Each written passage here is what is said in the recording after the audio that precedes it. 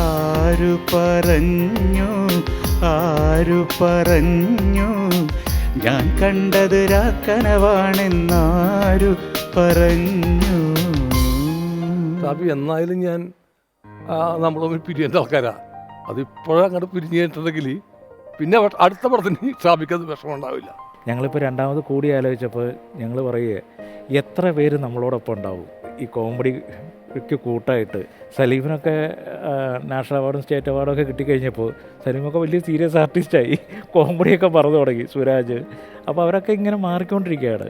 നമ്മൾ എന്ത് പറഞ്ഞാലും അതിനൊരു ബൗൺസിങ് എന്ന് പറയുന്ന സംഭവം ഉണ്ടല്ലോ. അപ്പോൾ നമുക്ക് സംസാരിച്ചുകൊണ്ടിരിക്കുമ്പോൾ നമ്മുടെ മുന്നിലൊരു മുഖം ഉണ്ടാകുക, അത് സംവിധായകനും കൂടി ആയിക്കഴിഞ്ഞാൽ നമുക്ക് പറയാനായിട്ടുള്ള ആവേശങ്ങളുണ്ടാവും. അപ്പോൾ എൻ്റെ ട്രാക്ക് പാടാൻ വേണ്ടിയാണ് എന്നെ വിളിച്ചത്. അപ്പോൾ കലൂരത്തെ ലാൽ മീഡിയയിലാണ് വർക്ക് കംപ്ലീറ്റ് നടക്കുന്നത്. അപ്പോൾ അന്ന് ഞാൻ ട്രാക്ക് പാടാൻ ചെന്ന്, അപ്പോൾ അന്നാണ് ഞാൻ ഇവരൊക്കെ കാണുന്നത് ആദ്യമായിട്ട്. ഷാഫിക്കാനെ ഞാൻ കണ്ടിട്ടുണ്ട് നേരത്തെ, നമ്മൾ റിലേറ്റീവ്സ് ആയതുകൊണ്ട് നമ്മൾ പല കല്യാണങ്ങൾക്കൊക്കെ കണ്ടിട്ടുണ്ട്. കളി ചൊല്ലും കുയിലാണോ കുഴലൂതും കാറ്റാണോ ആരാണി കള്ളം ചൊല്ലിയതാരാണാരോ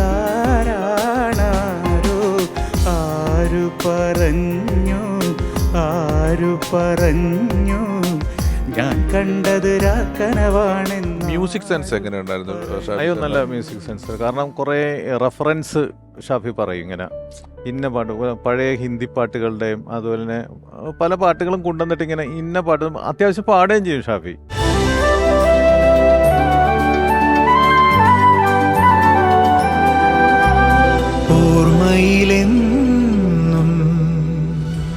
സൂപ്പർ ഡൂപ്പർ ഹിറ്റ് സിനിമകൾ ഒരുക്കി മലയാളികൾക്കെന്നും ചിരിച്ചുകൊണ്ട് മാത്രം ഓർത്തെടുക്കാവുന്ന രസകരമായ കഥാപാത്രങ്ങളെ സമ്മാനിച്ച സംവിധായകൻ ഷാഫി.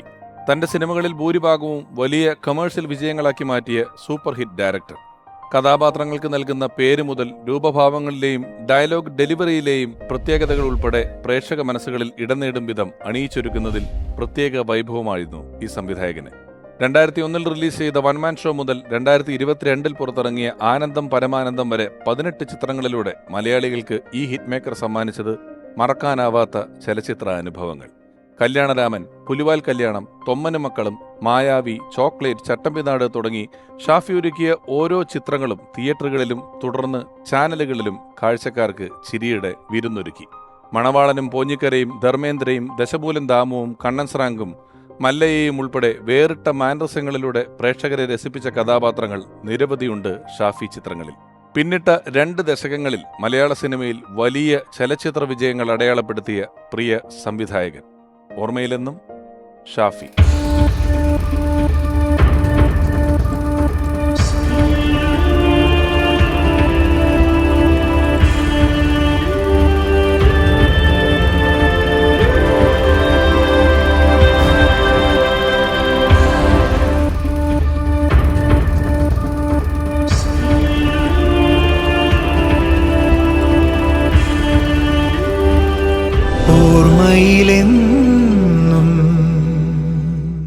പ്രിയപ്പെട്ട ഷാഫി സാറിന്റെ ഓർമ്മകളുമായി ഈ ലക്കത്തിലേക്ക് ആദ്യമെത്തുന്നത് അദ്ദേഹത്തിന്റെ നിരവധി ചിത്രങ്ങളിൽ മികച്ച കഥാപാത്രങ്ങളെ അവതരിപ്പിക്കുകയും കാലാതീതമായി നർമ്മം പറയുന്ന സദസ്സുകളിലെല്ലാം ആ കഥാപാത്രങ്ങളും അതിന്റെ ഡയലോഗുകളുമെല്ലാം നമ്മൾ ഓർത്തിരിക്കത്തക്ക രീതിയിൽ അവതരിപ്പിക്കുകയും ചെയ്ത മലയാളികളുടെ പ്രിയപ്പെട്ട നടൻ.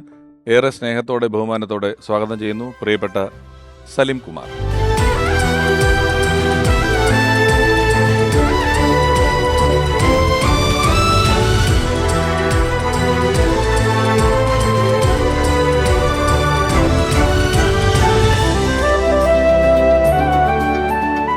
സലീമേട്ട നമസ്കാരം.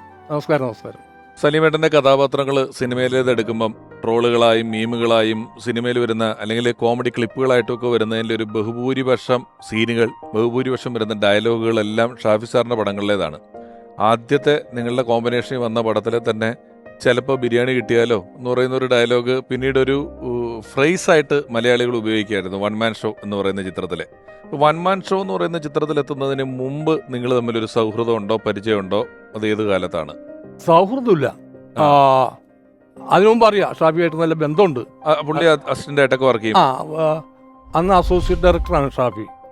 മലബാറിൽ നിന്നൊരു മണിമാരൻ അസോസിയേറ്റ് ആണ്, അസിസ്റ്റന്റ് ആണെന്ന് എനിക്കിപ്പോൾ സംശയമുണ്ട്. അല്ല, അസോസിയേറ്റ് ആണ് അതിന്റെ. മലബാറിൽ നിന്നൊരു മണിമാരൻ വടകര വെച്ചിട്ട് ഷൂട്ട് ചെയ്യും. പപ്പൻ നെരിപ്പറ്റ എന്ന് പറയുന്ന ഡയറക്ടറാണ് അതിന്റെ. ആളാണ് അതിൻ്റെ പടം ചെയ്യുന്നത്. ഡയറക്ഷൻ. അപ്പോൾ അതിൻ്റെ അസോസിയേറ്റ് ആയിട്ടാണ് ഞാൻ ആദ്യം കാണുന്നത്. സ്റ്റാഫിനെ കാണുന്നത് വർഷങ്ങൾക്ക് മുമ്പ്. പിന്നീട് തെങ്കാശിപ്പട്ടണത്തിൻ്റെ അസിസ്റ്റന്റ് ഡയറക്ടർ ആയിരുന്നു, ഫസ്റ്റ് അസിസ്റ്റന്റ് ആയിരുന്നു, അസോസിയേറ്റ് അല്ല ഷാഫി. അസോസിയേറ്റ് ചാക്കോ ഒക്കെയാണ് തോന്നുന്നത്, ഓർമ്മ. അസിസ്റ്റന്റ് ആയിരുന്നു. പിന്നീടാണ് വൺ മാൻ ഷോ വരുന്നത്.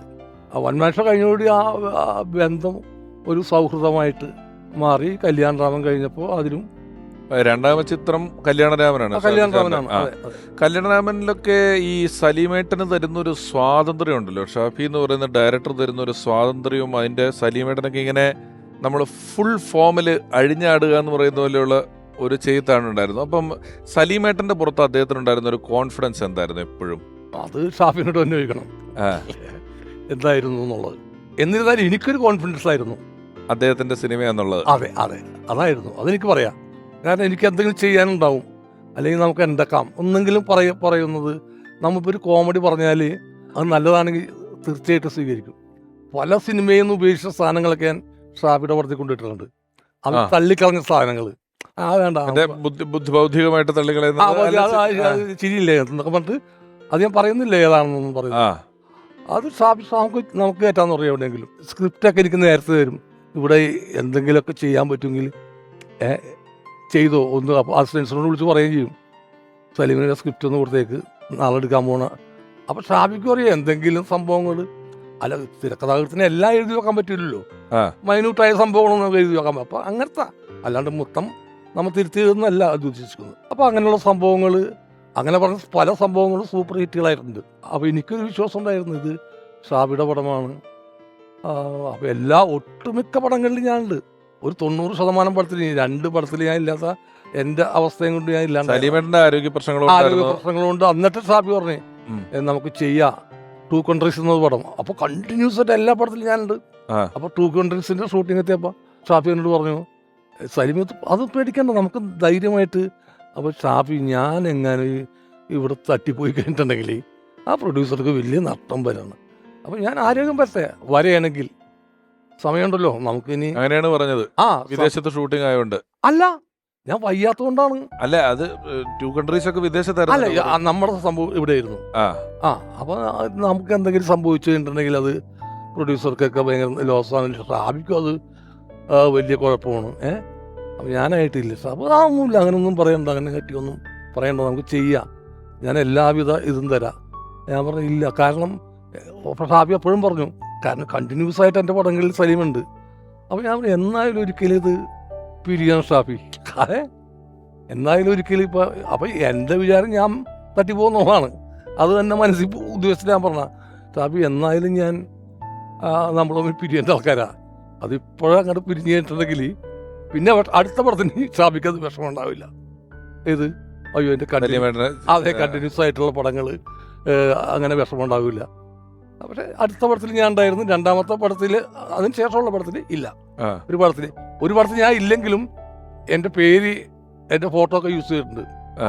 ഓക്കിയളി എന്ന് പറഞ്ഞിട്ടൊരു അതും നല്ല ഇതായി. ഓക്കിയളി എന്ന് പറഞ്ഞത് ബിബിനൊക്കെ ഉള്ളൊരു അത് തന്നെ ബോംബ് കഥ, പഴയ ബോംബ് കഥ. അതില് ഫോട്ടോ ഉപയോഗിച്ചത് അതിന് പറഞ്ഞു, ഞാൻ പറഞ്ഞു ചെയ്തോളാൻ പറഞ്ഞു. അപ്പോൾ നിങ്ങൾ ഈ പടത്തിലില്ലെന്നുള്ളൂ നിങ്ങളുടെ ഫോട്ടോ. അപ്പോൾ ഞാൻ ഏകദേശം ഒട്ടുമിക്ക പടങ്ങളിലുണ്ട്. അല്ല, ഞാൻ ഈ സലീമേട്ടനോടുള്ള ഒരു ധൈര്യം സ്നേഹം ഞാൻ ചോദിക്കുന്നത്, എനിക്കൊന്ന് മായാവി എന്നൊക്കെ പറയുന്ന സിനിമ വരുമ്പോ മമ്മൂക്ക എത്രയുണ്ടോ അതിനൊപ്പമോ കൂടുതലോ ഒക്കെ സലീമേട്ടനുണ്ട്. അതായത് കണ്ണസ്രാങ്ക് എന്ന് പറയുന്ന ആള് ഒരു സീൻ കഴിഞ്ഞ് സ്ലോ മോഷൻ ആകുമ്പം നീ എവിടെ നിൽക്ക്, ശിഷ്യം പുറകെ നടന്നാൽ മതി, ഞാൻ മുന്നിൽ നടക്കും പറഞ്ഞിട്ട് കയറി നടക്കുന്നൊരു കഥാപാത്രത്തെ തരികയാണ്. അന്നത്തെ സാഹചര്യത്തിൽ മമ്മൂക്കയുടെ അത് പറഞ്ഞല്ലേ, ആ കഥാപാത്രം ചെയ്യുന്നതിനകത്ത് സലീമേട്ടൻ എന്ന് പറയുന്ന ഒരാളോട് ആ ഡയറക്ടർ കാണിക്കുന്ന ഒരു വിശ്വാസം വളരെ വലുതാണ് അല്ലേ.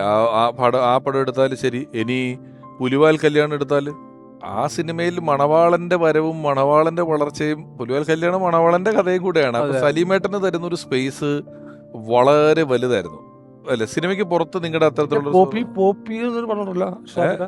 പോപ്പിക്കോണാ അങ്ങനത്തെ ഒരു പടമുണ്ട്. പോപ്കോൺ അല്ല, ലോലിപോപ്പ് അല്ല, പൃഥ്വിരാജൊക്കെ ജയസൂര്യൊക്കെ ഉള്ളത്.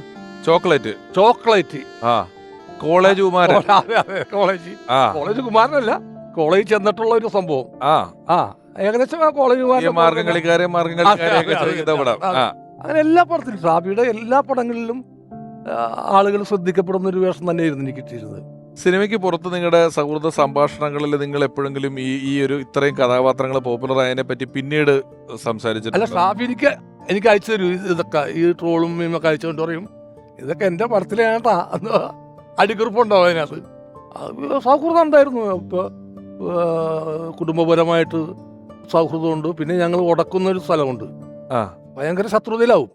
ശത്രുതയാവുന്ന വെച്ചാൽ ഈ ഇലക്ഷൻ സമയത്ത് രാഷ്ട്രീയം ആ ഒച്ചപ്പാടും ബഹളവും ഇട്ടുണ്ട്, ചൂടാവും, ഒച്ചപ്പാടായി ഇതായി ഈ ചായക്കടലിൽ രാഷ്ട്രീയം പറയൂലേ, ആ അതേ ടൈപ്പ് ആയിക്കോളൂ. ഇലക്ഷൻ കഴിഞ്ഞാൽ അത് പോയി. ആ.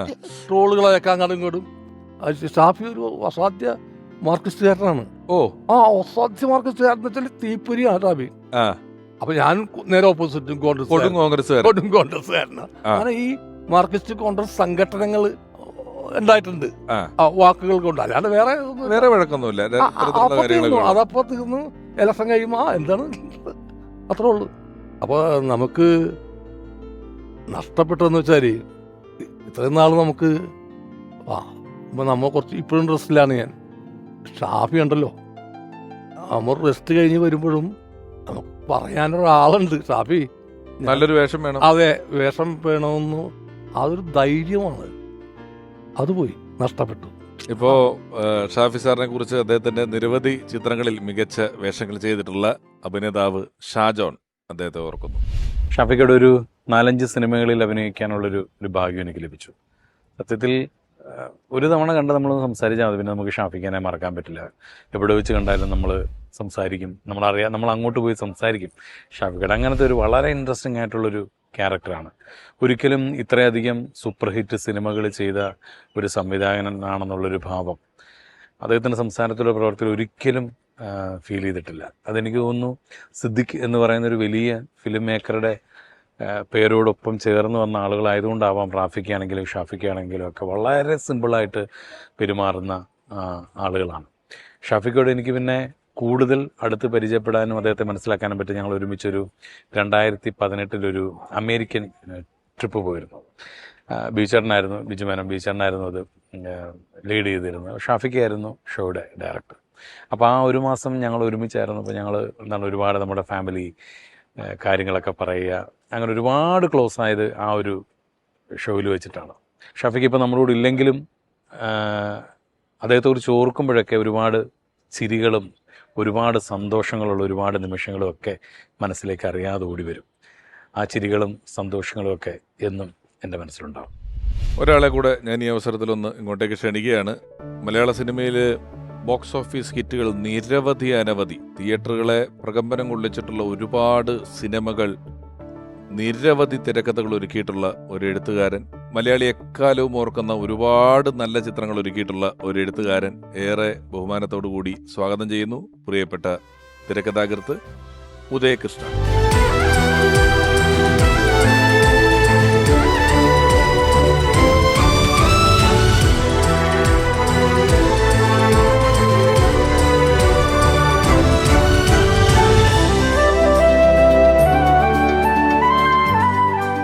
ഉദയേട്ടാ നമസ്കാരം.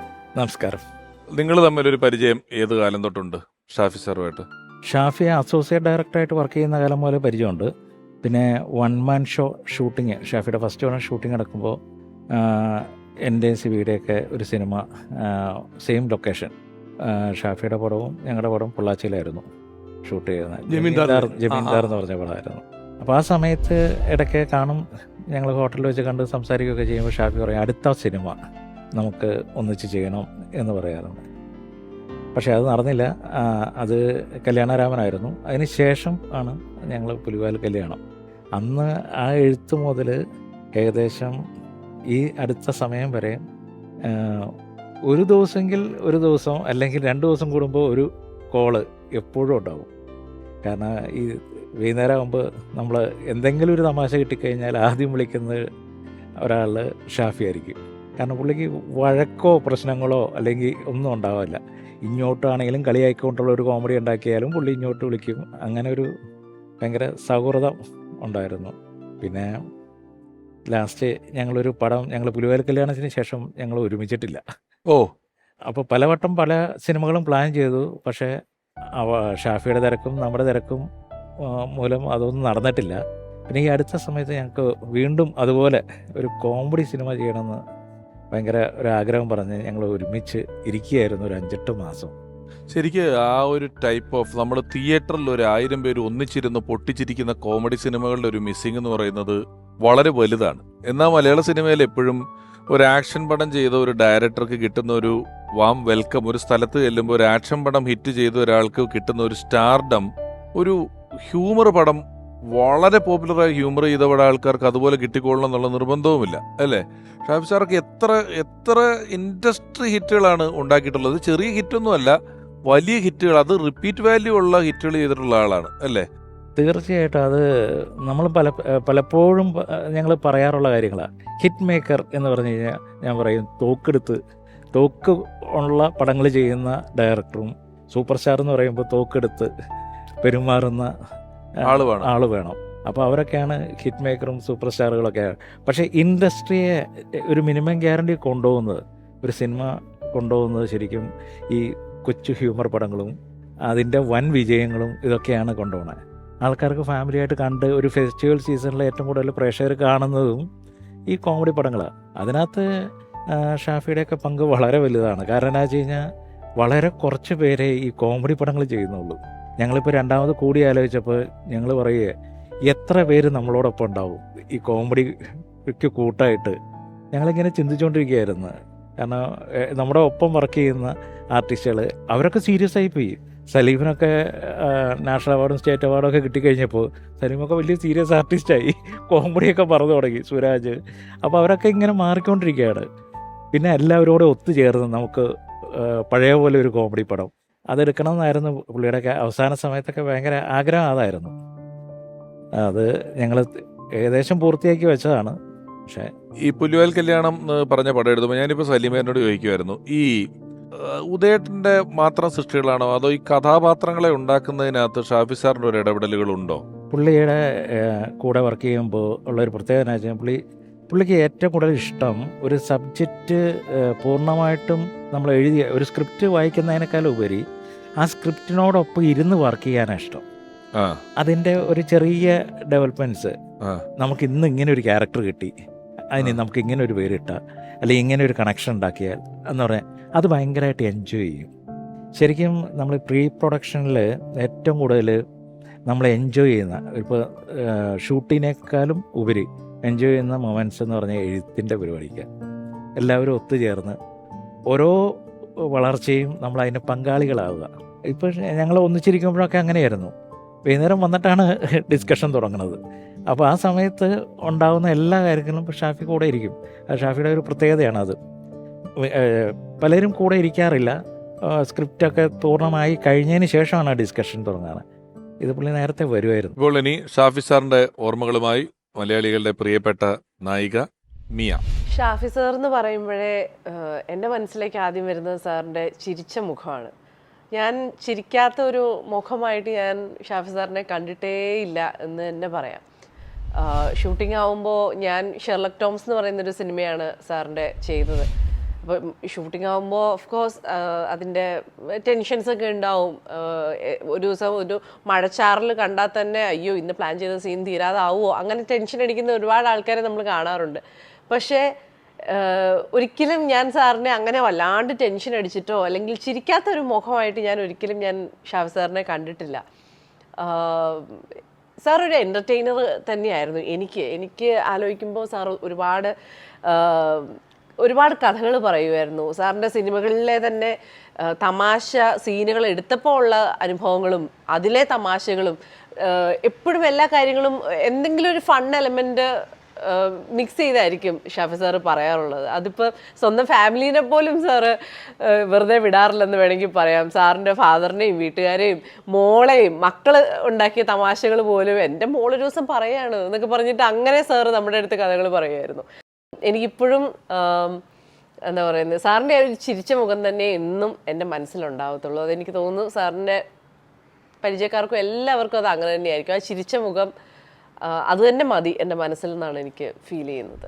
അപ്പം ഒരാളെ കൂടെ ഞാൻ ഈ അവസരത്തിൽ ഇങ്ങോട്ട് ക്ഷണിക്കുകയാണ്. ഇപ്പം ഈ പറഞ്ഞതുപോലെ ഒരുപാട് രസമുള്ള കഥാപാത്രങ്ങളും സിനിമകളും മുഹൂർത്തങ്ങളും എല്ലാം നമുക്ക് വേണ്ടി എഴുതിയിട്ടുള്ള ഒരാളാണ്. ഏറെ സ്നേഹത്തോടെ വിളിക്കുന്നു. ഷാഫി സാറിനോടൊപ്പം നിരവധി ചിത്രങ്ങൾ നമുക്ക് വേണ്ടി എഴുതിയിട്ടുള്ള തിരക്കഥാകൃത്ത് ബെന്നി പി നായരമ്പലം.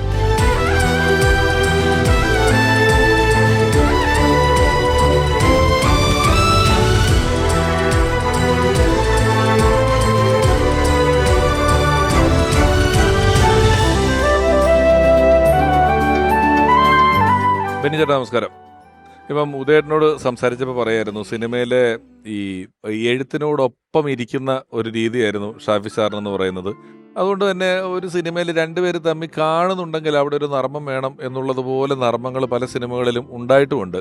ഇപ്പം ചട്ടമ്പി നാട് എന്ന് പറയുന്നൊരു സിനിമ എടുത്താൽ ആ നാട്ടിലുള്ള ഒരുപാട് പേര്, അത് സൈക്കിളിൽ ബലൂൺ കെട്ടിവെച്ചേക്കുന്ന സലീമേട്ടനാണേലും സുരാജേട്ടനാണേലും ചായക്കടയിലിരിക്കുന്ന താടി വലിച്ചിരിക്കുന്ന പറയുന്ന ആളാണെങ്കിലും ഉൾപ്പെടെ എല്ലാവരും ജനാർദ്ദൻ ചേട്ടനും മമ്മൂക്കയും ഒക്കെ പല തരത്തിൽപ്പെട്ട കഥാപാത്രങ്ങളെയാണ് പോർട്രേറ്റ് ചെയ്തെടുക്കുന്നത്. ഈ ഒരു ഇരിപ്പിൽ ഷാഫി സാറിന്റെ ഇരിപ്പും കോൺട്രിബ്യൂഷൻ ഉണ്ടോ കഥാപാത്രങ്ങൾ ഉണ്ടാക്കുന്നതിൽ? ചട്ടമ്പിനാട് ആലോചിക്കാനിരിക്കുന്നത് തന്നെ ശൂന്യമായ മനസ്സോടെ, ഒന്നുമില്ലാതെ, കഥ ഒന്നുമില്ലാതെ അടുത്ത മമ്മൂക്ക പ്രോജക്റ്റ് ഷാഫി ഡയറക്റ്റ് ചെയ്യുന്നു, ഞാൻ എഴുതുന്നു എന്ന് പറഞ്ഞായിരിക്കുന്നത്. അത് എൻ്റെ ഫ്ലാറ്റിലായിരിക്കുന്നത്.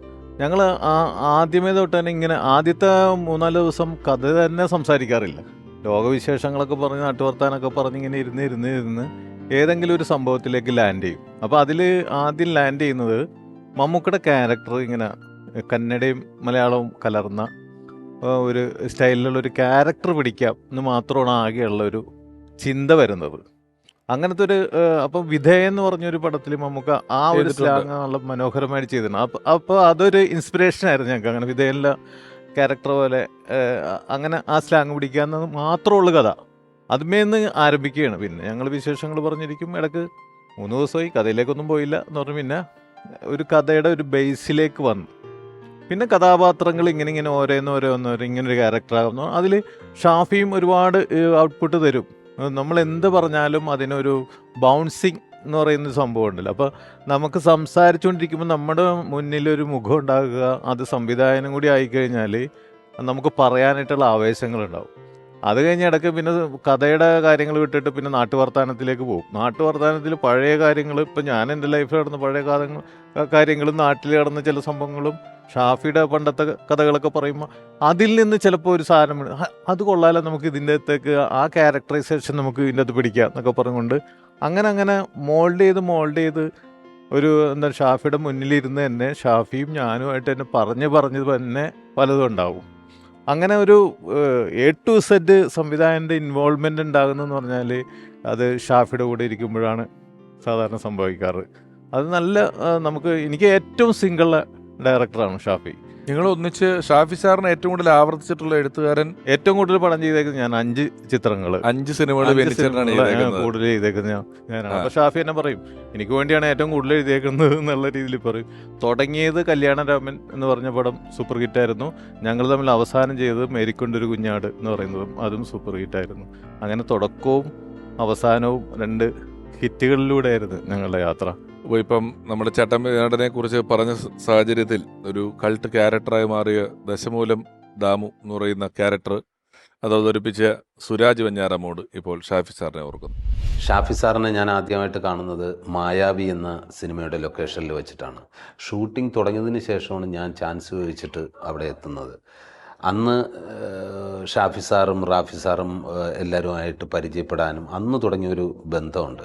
എന്നിട്ട് ഈ ലൊക്കേഷനിലൊക്കെ നമ്മുടെ സീൻ എടുത്തു കഴിഞ്ഞാൽ അല്ലെങ്കിൽ ഏതെങ്കിലും ഒരു ഷോട്ട് എടുത്തു കഴിഞ്ഞാൽ ഞാനീ തുടക്കക്കാരനല്ലേ, ഞാനൊന്ന് ദൂരെയൊക്കെ മാറിയേക്കുക, എനിക്കിത് എന്താണ് ഇതിൻ്റെ ചിട്ടവട്ടങ്ങൾ എന്തൊക്കെയാണെന്നൊന്നും അറിയില്ല.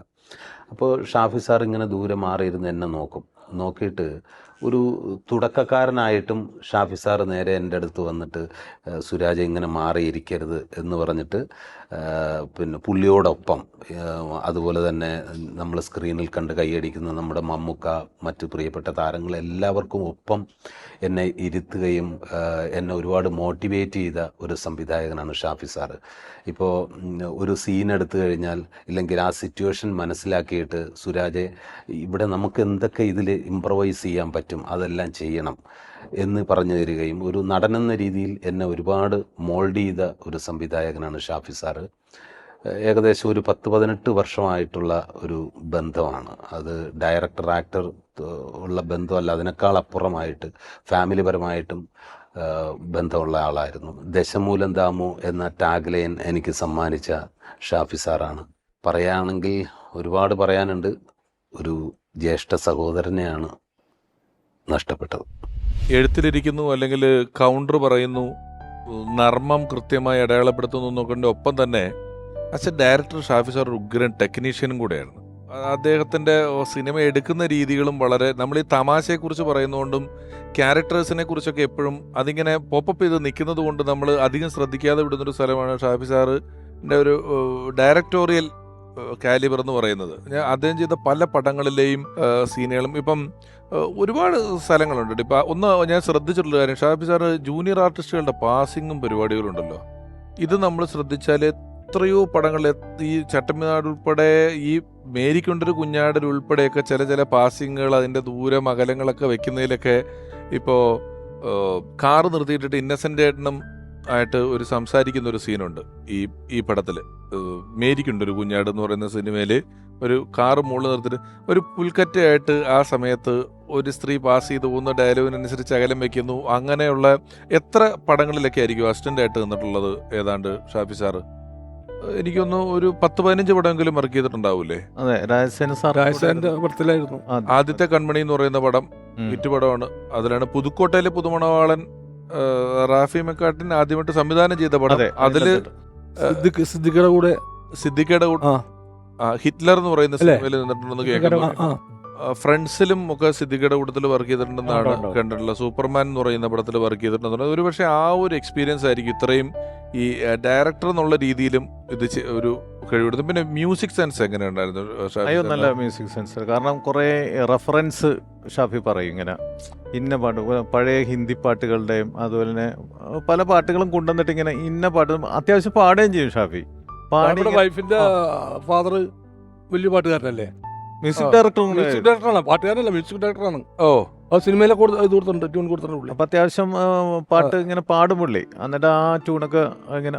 പിന്നെ ഒരു പ്രത്യേകത ഉള്ളത്, വേറെ പടത്തിന് ഉപയോഗിക്കാതെ വിട്ടുപോകുന്ന ചില മ്യൂസിക് ഉണ്ടല്ലോ, അത് അവർ പറയും ഇന്ന പടത്തിന് ഇങ്ങനെ വെനിഗ്രീസ് ഒക്കെ പറയും, ഇങ്ങനെ കഴിഞ്ഞ പടത്തിന് ഞങ്ങൾ ഒരു പാട്ട് ചെയ്തിരുന്നു, പക്ഷെ അത് സിനിമയിൽ ഉപയോഗിച്ചില്ല എന്ന് പറഞ്ഞ് കാഷ്വലായിട്ട് പോയ കാര്യങ്ങൾ പിന്നീട് നമ്മൾ കമ്പോസിങ്ങിന് ഇരിക്കുമ്പോൾ ഓർത്തിട്ട് ഷാഫി അന്ന് ഒരു സംഭവം പറഞ്ഞില്ല, ഒരു ട്യൂൺ ഇങ്ങനെ നിങ്ങൾ ഉപയോഗിച്ചില്ലെന്ന്, നല്ല ട്യൂണായിരുന്നു, അല്ല എങ്ങനെയായിരുന്നു എന്ന് പറഞ്ഞ് രണ്ടാമത് അവരെ കൊണ്ട് ചോദിപ്പിച്ചിട്ട് അത് എടുത്തിട്ടുണ്ട്.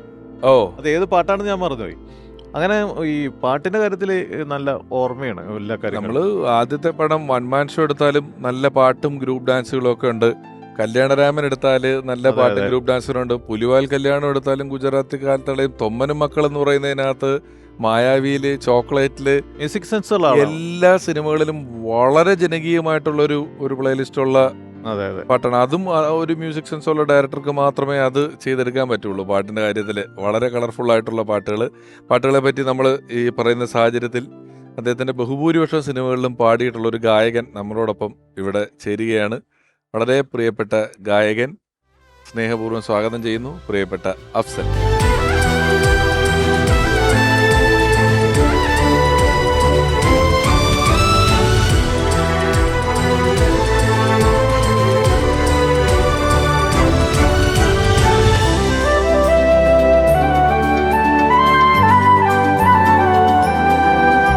നമസ്കാരം. നമസ്കാരം. ഇപ്പൊ ഞാൻ പറഞ്ഞു ബഹുഭൂരിപക്ഷം സിനിമകളിലും പാടിയിട്ടുണ്ട് എന്ന് പറഞ്ഞു ഷാഫി സാറിന്റെ. രാക്ഷസിയും കല്യാണരാമനിലെ പാട്ടും ഒക്കെ ഏകദേശം ഒരേ റിലീസായിരുന്നു, ഒരേ സമയത്ത് 2002 ക്രിസ്മസ് റിലീസ് ചിത്രങ്ങളായിരുന്നു. രണ്ട് പടത്തിലെയും പാട്ടുകൾ ഹിറ്റാകുകയാണ്. അതില് കല്യാണരാമനിലെ പാട്ട് അഫ്സലിക്കൊക്കെ ഒരു വലിയ ബ്രേക്കാണ് തന്നിട്ടുള്ളത്. അതിന് തെരഞ്ഞെടുത്തതോ പറഞ്ഞതിലോ ഒക്കെ ഷാഫി സാറിന് പങ്കുണ്ടോ? അറിയാമായിരുന്നു? തീർച്ചയായിട്ടും. അതെനിക്ക് തോന്നുന്നു ബെന്നിച്ചേട്ടൻ അറിയേണ്ട കാര്യങ്ങളൊക്കെ. അതിന് കമ്പോസിങ് നേരത്തെ തുടങ്ങി, ബേണിച്ചേട്ടൻ ഇഗ്നിയസ് ചേട്ടനും കൂടി. അപ്പോൾ എൻ്റെ ട്രാക്ക് പാടാൻ വേണ്ടിയാണ് എന്നെ വിളിച്ചത്. അപ്പോൾ കലൂരത്തെ ലാൽ മീഡിയയിലാണ് വർക്ക് കംപ്ലീറ്റ് നടക്കണം. അപ്പോൾ അന്ന് ഞാൻ ട്രാക്ക് പാടാൻ ചെന്ന്, അപ്പോൾ അന്നാണ് ഞാൻ ഇവരൊക്കെ കാണുന്നത് ആദ്യമായിട്ട്. ഷാഫിഖാനെ ഞാൻ കണ്ടിട്ടുണ്ട് നേരത്തെ, നമ്മൾ റിലേറ്റീവ്സ് ആയതുകൊണ്ട് നമ്മൾ പല കല്യാണങ്ങൾക്കൊക്കെ കണ്ടിട്ട്. ലാലേട്ടൻ ആദ്യമായിട്ടാണ് കാണണം, ബെന്നിച്ചേട്ടനൊക്കെ അവിടെ നിന്നാണ് കാണണം. അപ്പോൾ ട്രാക്ക് പാടി കഴിഞ്ഞപ്പോഴാണ് ബെന്നിച്ചേട്ടൻ്റെ ഇഗ്നീഷ്യനും ഞാൻ പാടുന്ന കാര്യങ്ങളൊക്കെ അറിയാം. ഇവർക്കൊക്കെ പറഞ്ഞ് അഫ്സലിനെ നമുക്ക് എന്തായാലും ഇതിലൊരു പാട്ട് കൊടുക്കണം എന്നുള്ളൊരു, അങ്ങനെയാണ് ഞാൻ കല്യാണരാമനിൽ പാട്ട് പാടുന്നത്. അതൊരു പാട്ടാണ് ആദ്യം തന്നത്, തിങ്കളെ പൂത്തിങ്കളെ, ശ്രീകുമാറേട്ടനായിട്ടൊരു സോങ്. അത് പിന്നെ ഒരു പാട്ടും കൂടി കൈത്തുടി താളം കൂടി തന്നു. അങ്ങനെ 2 പാട്ട് പാടിക്കൊണ്ടാണ് അതിൽ വരുന്നത്. അപ്പോൾ ഷാഫിക്കൊക്കെ നേരത്തെ അറിയാം, നമ്മൾ പ്രോഗ്രാംസിന് പാടുന്നതൊക്കെ കണ്ടിട്ടുണ്ട്. നമ്മൾ പല കുടുംബത്തിലുള്ള കല്യാണങ്ങൾക്കൊക്കെ വരുമ്പോൾ പുള്ളി ഞാൻ SPBയുടെ പാട്ടുകളൊക്കെ പാടുന്നതൊക്കെ കേട്ടിട്ടുണ്ട് അദ്ദേഹം. നിങ്ങൾ ശരിക്കും ബന്ധം എങ്ങനെയായിരുന്നു? ബന്ധം ഈ പറഞ്ഞ ശരിക്കും ആക്ച്വലി ബന്ധം സിദ്ദീഖണ്ണൻ്റെ ഫാദറും എൻ്റെ ഫാദറും വളരെ ക്ലോസ് ആയിരുന്നു. അവർ ഫ്രണ്ട്സുമാണ്, ഒരു അകന്ന റിലേഷൻ ഉണ്ട്. അത് ഇപ്പോൾ ചോദിച്ചാൽ എനിക്ക് കറക്റ്റായിട്ട് പെടുത്തില്ല. പക്ഷെ എന്നാലും നമ്മളൊക്കെ പരിചയപ്പെടുന്നത് ഫീൽഡിൽ വന്നതിന് ശേഷമാണ് നമ്മളെല്ലാവരും പരിചയപ്പെടുന്നത്. ആ, അപ്പോൾ പല കല്യാണങ്ങൾക്ക് കാണുമെങ്കിലും ചിരിച്ച് ഇങ്ങനെ കൈയൊക്കെ കൊടുത്ത് പോകുന്നുള്ളൂ. അങ്ങനെ ഭയങ്കര അടുപ്പമൊന്നും ഉണ്ടായിരുന്നു. പക്ഷേ സിനിമയിൽ വന്നതിന് ശേഷമാണ് ഇവരായിട്ടൊക്കെ കൂടുതൽ. ഞങ്ങളിപ്പം ഷാഫി സാറിന്റെ ഒരു മ്യൂസിക് സെൻസിനെ കുറിച്ച് പറയുമായിരുന്നു. ഒരു മിക്ക സിനിമകളിലും പുതിയ പാട്ടുകാരെ ഉപയോഗിക്കുന്നത്, ഇപ്പം ഇഷ്ടമല്ലേ എന്നുള്ള പാട്ട് ഷഹബാസിനെ കൊണ്ട് പാടിക്കുന്നു. വിപിനൊക്കെ കൂടെ പുണ്യവാൻ ഇസഹാക്കിനുണ്ടായി 2 മക്കൾ പാടുന്നതാണെങ്കിലും പ്രദീപ് പള്ളുരുത്തി ചേട്ടനെ കൊണ്ട് പാട്ട് പാടിക്കുന്നു. എന്നാൽ മുറ്റത്തെ മുല്ല വരുമ്പം ദാസേട്ടനാണ് പാടുന്നത്. എത്രയോ പാട്ടുകൾ അങ്ങനെ പല പല പാട്ടുകാരെ പരീക്ഷിച്ച് പാടിക്കുന്നു. നിങ്ങൾ തമ്മിൽ പാട്ട് ശരിക്കും ഷാഫിക്കാക്ക് നല്ലൊരു, ഇപ്പൊ കല്യാണരാമൻ ടീമാണെങ്കിൽ ലാലേട്ടനാണെങ്കിലും മ്യൂസിക് സെൻസ് ഉണ്ട്. അതേപോലെ ഷാഫിക്കാക്കും കുറേ നല്ല പാട്ടുകളെ കുറിച്ച് നല്ല ജ്ഞാനമുണ്ട്. ഇപ്പം നേരത്തെ എനിക്ക് തോന്നുന്നു ബെന്നിച്ചേട്ടൻ പറഞ്ഞ ഈ നമ്മുടെ പുലിവാൽ കല്യാണത്തിൽ ആര് പറഞ്ഞു എന്നുള്ള പാട്ട് അതിനു മുമ്പ് വേറെ ഏതൊരു ഫിലിമിന് വേണ്ടി വേണിഗിൻഷസ് ചെയ്ത പാട്ടാണ്. പക്ഷേ ഷാഫിക്ക് അത് ഓർത്തെടുത്ത് പുലിവാൽ കല്യാണത്തിലേക്ക് ആ പാട്ട് എടുക്കുകയാണ് ചെയ്തത്. പി ജയേന്ദ്രൻ സാർ പാടിയ പാട്ടാണ് എന്നുള്ളത്. അതെ. അപ്പം ആര് പറഞ്ഞു എന്നുള്ള പാട്ടിനെ കുറിച്ച് പറഞ്ഞ സ്ഥിതിക്ക് അതൊരു 4 വരി പാടാം. ഇനി ഷാഫി സാറിന്റെ ഓർമ്മകളുമായി നമ്മളോടൊപ്പം എത്തുന്നു സിനിമാ താരം, മിമിക്രി താരം, നിരവധി ഷോകളിലൂടെയും സിനിമകളിലൂടെയും നമുക്ക് വളരെ പ്രിയപ്പെട്ട ടിനി ടോം. ആദ്യം ക്ഷമ ചോദിക്കുകയാണ്, കാരണം ഷൂട്ടിംഗ് ലൊക്കേഷൻ ആയതുകൊണ്ടാണ് ഈ ഒരു വസ്ത്രം. യഥാർത്ഥത്തിൽ ഷാഫി സാറിൻ്റെ ചിത്രത്തിൽ ഇതുപോലൊരു വേഷം ഞാൻ പ്രതീക്ഷിച്ചിരുന്നു. അദ്ദേഹത്തിൻ്റെ സിനിമകളിലൊന്നും അഭിനയിച്ചിട്ടില്ല. പക്ഷേ ഞങ്ങൾ സ്ഥിരമായിട്ട് വാട്സപ്പിൽ ഈ ബിബിൻ ജോർജ്, വിഷ്ണു, ജോഷി, ഞങ്ങൾ ഫ്രണ്ട്സാണ്. അപ്പോൾ അവരെക്കുറിച്ചുള്ള കഥകൾ, അവരെക്കുറിച്ചിട്ട് വളരെ തമാശപൂർവ്വമുള്ള കാര്യങ്ങൾ എപ്പോഴും മെസ്സേജസിൽ വിടുമായിരുന്നു. അറിഞ്ഞിട്ടിനി ജോഷി മറ്റേ പടത്തിൽ അഭിനയിച്ചു. ജോഷി ചെറിയ വേഷങ്ങളൊക്കെ ചെയ്യുന്ന ഒരാളാണ്. അപ്പോൾ ജോഷി ഏത് സിനിമയിൽ അഭിനയിച്ചാലും അപ്പം തന്നെ എന്നെ വിളിച്ച് പറഞ്ഞു, അറിഞ്ഞാ ജോഷിനെ എന്നെ പിടിച്ചാൽ കിട്ടൂല എന്നും പറഞ്ഞിട്ട് എനിക്ക് എപ്പോഴും മെസ്സേജസ് വിടുവരും. അതിനിടയ്ക്ക് കോഴിക്കോട് ഒരു ഇനോഗ്രേഷൻ ഉണ്ട്, അതിനെന്നെ പറഞ്ഞു വിടാറുണ്ട്. പെട്ടെന്നൊരു ദിവസം ഇല്ലാണ്ടായി പോവുക, നമുക്ക് വിശ്വസിക്കാൻ പറ്റാത്ത രീതിയിൽ ഒരു അസുഖമായിട്ട് കിടക്കുക, ഒന്നും ചെയ്യാതെ ചിന്തിക്കാൻ. ഞാൻ കാണാൻ പോയില്ല, കാരണം എനിക്ക് ആ കിടക്കുന്നത് കാണാൻ പറ്റില്ല. കാരണം ഞാൻ എപ്പോഴും ചിരിച്ച മുഖവും സന്തോഷത്തോടെ കെട്ടിപ്പിടിച്ച് വർത്താനം പറയുന്നത്. കാരണം അതുകൊണ്ട് മനഃപൂർവ്വം എനിക്ക് കാണാനുള്ള ത്രാണിയില്ല. നഷ്ടപ്പെട്ടു പോകുന്നത് കലാകാരന്മാരെക്കാൾ കൂടുതൽ നമുക്ക് നല്ല മനുഷ്യരെയാണ്, സിനിമയിലുള്ള നല്ല മനുഷ്യരെ നഷ്ടപ്പെടുന്നു. ആ ഒരു സത്യത്തിലെത്തുകയാണ്. കാരണം ആയിസത്തിയാൽ മനുഷ്യന് പോകേണ്ടി വരും. ഈ പാട്ട് കൊണ്ടും അല്ലെങ്കിൽ ഫ്രെയിം വെക്കുന്നതിനൊക്കെ വളരെ കളർഫുൾ ആയിട്ടുള്ള സിനിമകളാണ് ഷാഫി സാർ എപ്പോഴും ചെയ്യുന്നത്. ഈ ചോക്ലേറ്റ് എന്ന് പറയുന്ന സിനിമ കണ്ടാൽ തേവര കോളേജിലാണല്ലോ അത് ഷൂട്ട് ചെയ്തേക്കുന്നത്. ആ കോളേജിൻ്റെ നിരത്തൊക്കെ ഇത് വിരിച്ചിട്ടുണ്ട്. നമ്മൾ എന്താ പറയുക, പരവതാനി വിരിച്ചിട്ടാണ് ഷൂട്ട് ചെയ്തത്. സാധാരണ ഒരു കോളേജിൻ്റെ സാരഞ്ഞൻ്റെ സിമെൻ്റ് ആയിരിക്കുമല്ലോ, ഇത് നല്ല നീല കളറ് പരവതാനി വിരിച്ചിട്ട് നിറച്ച് ചെടിച്ചട്ടികൾ വെച്ചിട്ട് അതൊക്കെ ആർട്ടുമായിട്ട് ഡിസ്കസ് ചെയ്യുന്നതാണോ ഷാഫി സാറിന്റെ വാശിക്ക് പോകുന്ന കാര്യങ്ങളായിരിക്കും? അതല്ല, ആർട്ടായിട്ട് ഡിസ്കസ് ചെയ്യും. അത് എങ്ങനെ അവരുടെ സജഷൻ ആയിരിക്കുമോ ഷാഫി സാർ പറഞ്ഞു? ഫ്രെയിം എപ്പോഴും നല്ല കളർഫുൾ ആയിരിക്കണമെന്നുള്ളത് നിർബന്ധമുള്ള ആളാണ്. ഇപ്പൊ കല്യാണരാമൻ തന്നെ ഒരു പന്തലിനകത്തല്ലേ. അതെ. അപ്പൊ എന്ന് പറഞ്ഞാൽ ഫ്രെയിമിന് ലിമിറ്റേഷൻസ് ഉണ്ടാവും, എങ്ങോട്ട് തിരിഞ്ഞാലും പന്തലാണ്. അപ്പോൾ പന്തലിനകത്ത് തന്നെ ഈ പറഞ്ഞ പോലെ തന്നെ ഫ്ലവർ വേസും അതുപോലെ അതിൻ്റെതായ ഒരു വ്യത്യസ്തതയും കൊണ്ടുവരാനായിട്ട് ചർച്ച ചെയ്യാറുണ്ട്. ആർട്ട് ഡയറക്ടറായിട്ട് വിളിച്ചിട്ട് നേരത്തെ ഫ്രെയിമിൽ നിന്ന് മാറിയിട്ട് ഉള്ള ഒരു ആംഗിൾ ആവുമ്പോൾ അവിടെ എന്തെങ്കിലും പ്രോപ്പർട്ടീസ് എങ്കിലും വെച്ചിട്ടൊന്ന് ഒരു മാറ്റങ്ങൾ വരുത്തും, അല്ലെങ്കിൽ മൊണോട്ടനസ് വരും. അതുപോലെ എല്ലാ വിഷ്വലിലും ഷാഫിയുടേതായ കോൺട്രിബ്യൂഷൻ അവിടെ എന്തെങ്കിലും വെക്കാനൊക്കെ പറഞ്ഞു. പിന്നെ അദ്ദേഹത്തിന്റെ ഒരു സിഗ്നേച്ചർ സിനിമകളിലുണ്ട്. ഇപ്പം നമ്മൾ ചോക്ലേറ്റ് പറഞ്ഞാൽ സച്ചി സേതുവാണ് തിരകഥ, ഒരുപാട് സിനിമകൾ ബെന്നിച്ചേട്ടനാണ്, ചിലത് ഉദയേട്ടനാണ് എഴുതിയിട്ടുള്ളത്. ഇതൊക്കെ ആണെങ്കിലും ഷാഫി സാറിന്റെ സിനിമകൾക്ക് എഴുത്തുകാർ മാറുന്നുണ്ടെങ്കിലും നമുക്ക് ചെറിയ ഒരു പൊതു സ്വഭാവം പല സിനിമകൾക്ക് നമുക്ക് കണ്ടാൽ അതിന്റെ ഒരു കളർ കൊണ്ടും അതിന്റെ ഒരു എന്റർടൈനിങ് സ്വഭാവം കൊണ്ടും എല്ലാം നമുക്ക് ബേസിക്കലി അത് എല്ലാത്തിലും ഹ്യൂമർ ഉണ്ടാവും എന്നുള്ളതാണ്. അതെ, ഹ്യൂമർ ഇല്ലാത്തൊരു സിനിമ കുറവായിരിക്കും ഷാഫിയുടെ. ഹ്യൂമർ ഇല്ലാത്തതുണ്ടോ, ചെയ്തിട്ടുണ്ടോ? അത് വളരെ ഇല്ല ഇല്ല, ഹ്യൂമറിന്റെ അളവ് കുറഞ്ഞിട്ടുണ്ടാവും. അളവ് കുറഞ്ഞിട്ടുണ്ടാവുള്ളൂ. അല്ലാതെ ഹ്യൂമർ ഇല്ലാതെ ഷാഫി പടം ചെയ്യില്ല. ഇപ്പം ഷാഫി സാറിനെ കുറിച്ച് അദ്ദേഹത്തിന്റെ സിനിമകളിൽ നായികയായി എത്തിയിട്ടുള്ള പ്രിയപ്പെട്ട നവ്യ നായർ. ഷാഫിക്കയോടൊപ്പം ഞാൻ ചെയ്യുന്ന സിനിമ കല്യാണരാമനാണ്. എനിക്കറിയാം മലയാളികൾക്ക് ഒരിക്കലും മറക്കാൻ പറ്റാത്തൊരു സിനിമയാണ് കല്യാണരാമൻ. എനിക്ക് ഷാഫിക്ക, റാഫിക്ക ഇവരൊക്കെ ശരിക്കും ബ്രദേഴ്സിനെ പോലെയായിരുന്നു. ലൊക്കേഷനിലാണെങ്കിലും അവർ നമ്മൾ ആ സിനിമയിൽ കാണുന്ന ആ ഒരു സന്തോഷവും തമാശയും ഒക്കെ നിങ്ങൾ സിനിമയിൽ കാണുന്ന പോലെ തന്നെ അവരുടെ റിയൽ ലൈഫിലും അവരൊരുപാട് തമാശകൾ പറയുന്ന, ലൊക്കേഷനിൽ നമ്മുടെ അടുത്ത് ഒരിക്കലും ദേഷ്യപ്പെടുകയോ ചൂടാവുകയോ ഒന്നും ചെയ്യാത്ത, എപ്പോഴും പ്രത്യേകിച്ച് ഷാഫി ചേട്ടനൊക്കെ ഒട്ടും ദേഷ്യപ്പെടില്ല. റാഫിക്ക് അങ്ങനെ തന്നെയാണ്, പക്ഷെ എന്നാലും കുറച്ചും കൂടി ഷോർട്ട് ടെമ്പേർഡാണ്. പക്ഷെ ഷാഫി ചേട്ടൻ ദേഷ്യപ്പെട്ട് കണ്ടിട്ടേ ഇല്ല. ഞാൻ എപ്പോഴും തമാശയിലും ഒക്കെ ഇരിക്കുന്നതിന് എനിക്ക് തോന്നുന്നു ഷാഫി ചേട്ടൻ്റെ സിനിമകളൊക്കെ മലയാളികൾ ഒരു കാലത്തും മറക്കാത്ത തരത്തിലുള്ള സിനിമകളാണ്. ഇപ്പോഴും ഞാൻ ആൾക്കാരുടെ ഇടയിൽ ഇപ്പോഴും ഒരു സിനിമാ നടി എന്നുള്ള ഒരു പേരിൽ നിലനിൽക്കുന്നതിന് ഈ കല്യാണരാമനും അതിലെ തമാശകളും ഒക്കെ വലിയൊരു പങ്ക് വഹിക്കുന്നുണ്ട്. വളരെ പെട്ടെന്ന് വളരെ ഷോക്കിംഗ് ആയിട്ടുള്ള ഒരു ന്യൂസ് ആയിരുന്നു ഷാഫി ചേട്ടൻ്റെ മരണം. ഹോൾ ഫാമിലിക്ക് അവരുടെ മനസ്സിനിത് താങ്ങാൻ പറ്റണമെന്ന് പ്രാർത്ഥിക്കുന്നു. പ്രത്യേകിച്ച് റാഫിക്കയും ഷാഫിക്കും ഒക്കെ അവർ വളരെ ബ്രദേഴ്സ് തമ്മിലുള്ള ഒരു വലിയ ബോണ്ടിങ് ഉള്ള ഒരു ഫാമിലിയാണ്. അപ്പോൾ അവർക്ക് എല്ലാവർക്കും അതിനുള്ളൊരു മനഃശാന്തി കൊടുക്കട്ടെ എന്ന് പ്രാർത്ഥിക്കുന്നു. പിന്നെ ഇതിനെപ്പറ്റി സംസാരിക്കുമ്പോൾ എൻ്റെ അറ്റേർന്നത് ഞാനിപ്പോൾ ഷൂട്ടിനിടയിലായതുകൊണ്ടാണ്. പക്ഷേ ഷാഫി ചേട്ടനെ പറ്റി രണ്ട് വാക്കിങ്ങനെ സംസാരിക്കാൻ പറയുമ്പോൾ അതൊരിക്കലും എനിക്ക് പറയാതിരിക്കാൻ പറ്റാത്തതുകൊണ്ട് മാത്രമാണ് ഞാൻ ഇങ്ങനെ അപ്പിയർ ചെയ്തത്. Sorry for that. ഇപ്പോൾ സലീമേട്ടൻ പറയുകയുണ്ടായി ഇവർ തമ്മിലുള്ള രാഷ്ട്രീയ ചർച്ചകളും ചെറിയ ചെറിയ വഴക്കുകളും ഒക്കെ ഉണ്ടായെന്നുള്ളത്. ഇപ്പം ഉദയേട്ടൻ ഒരു പടം അല്ലേ ഷാഫിക്ക് ചെയ്തിട്ടുള്ള ഒരു പടമാണ്, പക്ഷേ ഒരു 2 ദിവസത്തിലൊരിക്കലെങ്കിലും വിളിക്കുന്നൊരു സൗഹൃദം നിലനിർത്തിയിട്ടുണ്ട്. ഈ കാലം എത്രയും ഉണ്ടായിരുന്നു. നിങ്ങളുടെ ഒരു ഒഴിവ് സമയ ചർച്ചാ വിഷയങ്ങൾ എന്തൊക്കെയായിരിക്കും? നിങ്ങൾ ഡിസ്കസ് ചെയ്യുന്നതൊക്കെ എന്തായിരിക്കും? സലീം പറഞ്ഞ പോലെ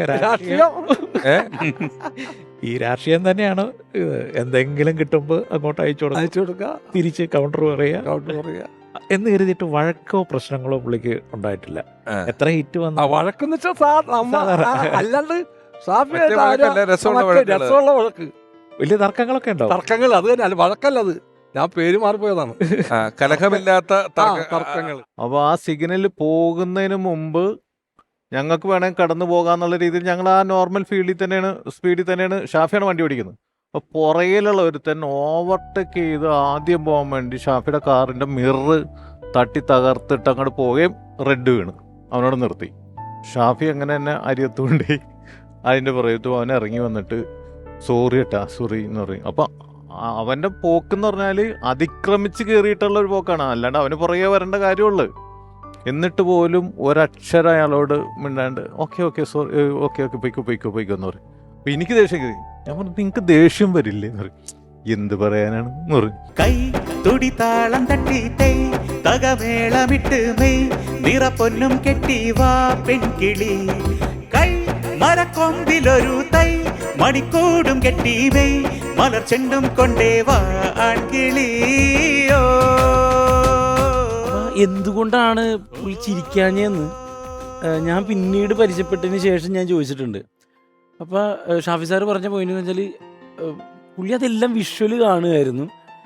ചിരിക്കാനുണ്ടെന്ന് പുള്ളി മനസ്സിലാക്കുന്നുണ്ട്. അത് പൊട്ടിച്ചിരിച്ച് നിങ്ങളെ സന്തോഷിപ്പിക്കേണ്ട കാര്യമൊന്നും ഇല്ലല്ലോ, അതിലുണ്ട് തമാശ എന്ന് പറഞ്ഞ് തുടക്കത്തിൽ അങ്ങനെയാണ് ഞങ്ങൾ തുടങ്ങുന്നത്.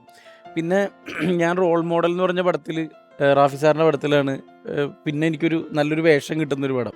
ഒരു സങ്കടപ്പെടുത്തുന്ന ഒരു കാര്യം, ഞാനും ഷാഫിയായിട്ട് അവസാനമായി സംസാരിച്ച് പിരിയുന്നത് ഈ ഫ്ലോറിൽ നിന്നാണ്. രാജേട്ടൻ്റെ എപ്പിസോഡ് ചെയ്യാൻ വേണ്ടിയിട്ട് ഇവിടെ വന്ന് സംസാരിച്ച് അവസാന കൂടിക്കാഴ്ചയും സംസാരമൊക്കെ അന്ന് ഞങ്ങൾ സംസാരിച്ച് പിരിഞ്ഞതാണ്. പിന്നീട് ഈ പറഞ്ഞ പോലെ ഐസിയിലായതിനു ശേഷമാണ് അവിടെ ചെന്ന് കാണുന്നതും. ആരെന്നറിയാതെ അന്നേരം തൊട്ടേ ആമുഖമോർത്ത് നടപ്പാണ് മുള്ളൊരു സ്വപ്നം കണ്ട് അവളിന്നെന്നും കാത്തിരിപ്പുണ്ട്